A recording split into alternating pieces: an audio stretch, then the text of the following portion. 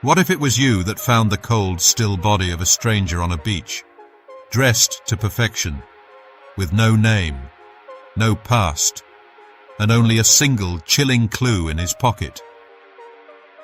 The Somerton Man left behind only one single clue, a final message from beyond the grave, warning that some secrets are best left forever buried.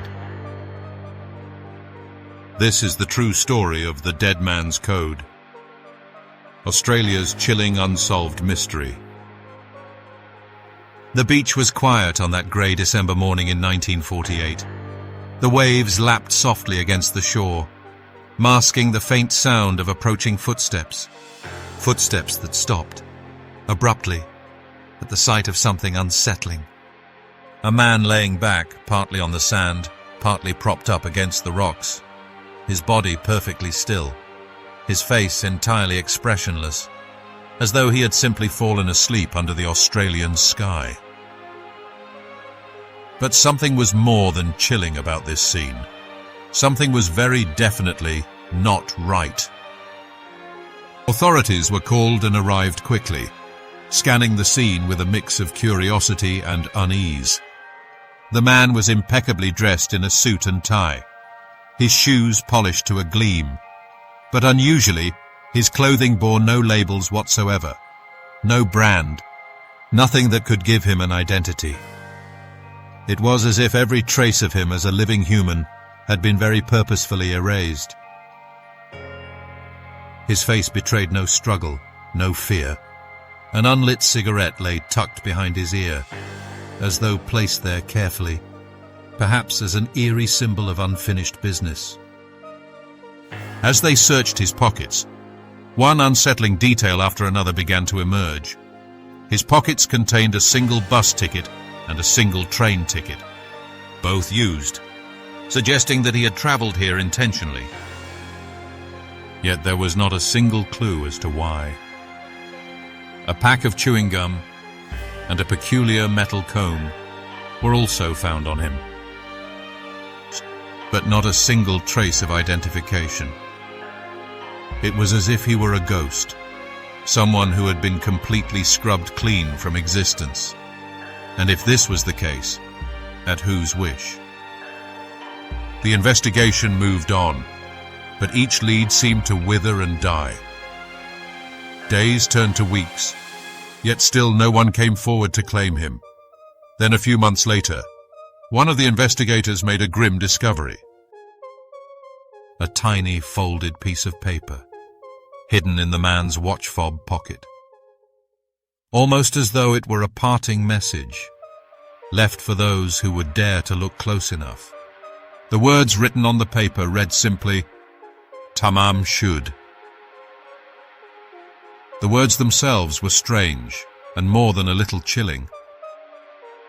Investigators soon learned that Tamam Shud was Persian, translating to ended or finished.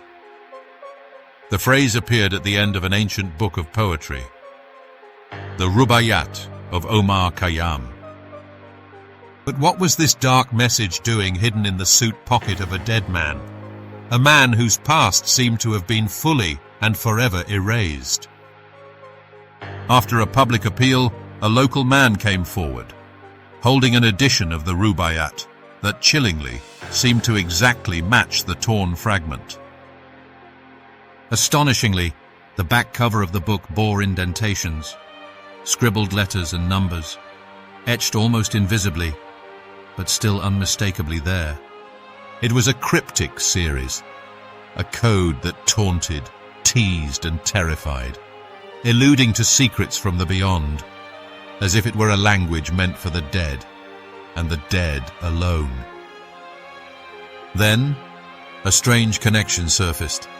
A local telephone number had also been written on the book's back cover. It led the investigators to a woman, a nurse known only as Jestin. She was polite but visibly disturbed as she answered their questions. When shown a plaster cast of the dead man's face, she visibly blanched, her face drained of color, as though she'd seen a terrifying ghost. But she claimed not to know him, insisting he was a stranger, completely unknown to her. Her denials only added to the mystery. She mentioned that she had once given a copy of the Rubaiyat to a man named Alfred Boxall during the war.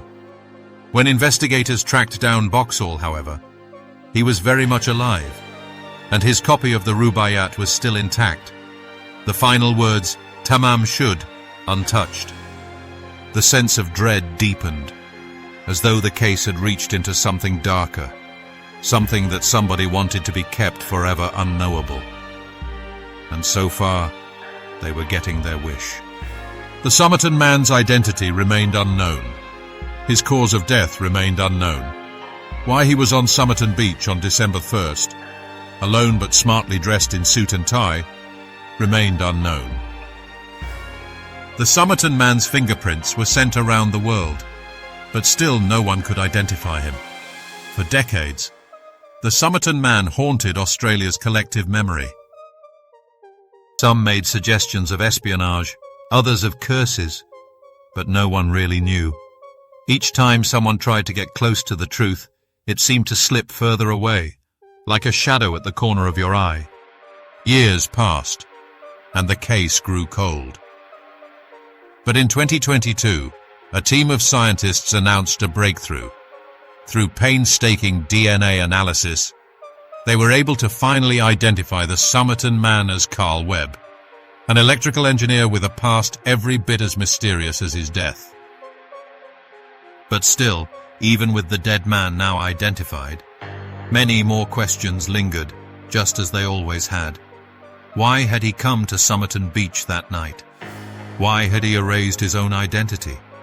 And what did those cryptic letters, that still remain totally unsolved, really mean? Perhaps we'll never know. Perhaps the dead man on Somerton Beach will always be the unsolved spectre, a macabre riddle left to haunt the living.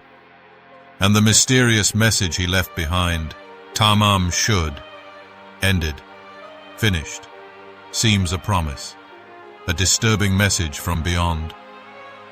That some secrets really are meant to remain forever in the dark. The Dead Man's Code. Australia's chilling unsolved mystery. If you've enjoyed this true unsolved mystery, please like, share and subscribe to our channel, The Hushed Unease, for more disturbing mysteries just like this one.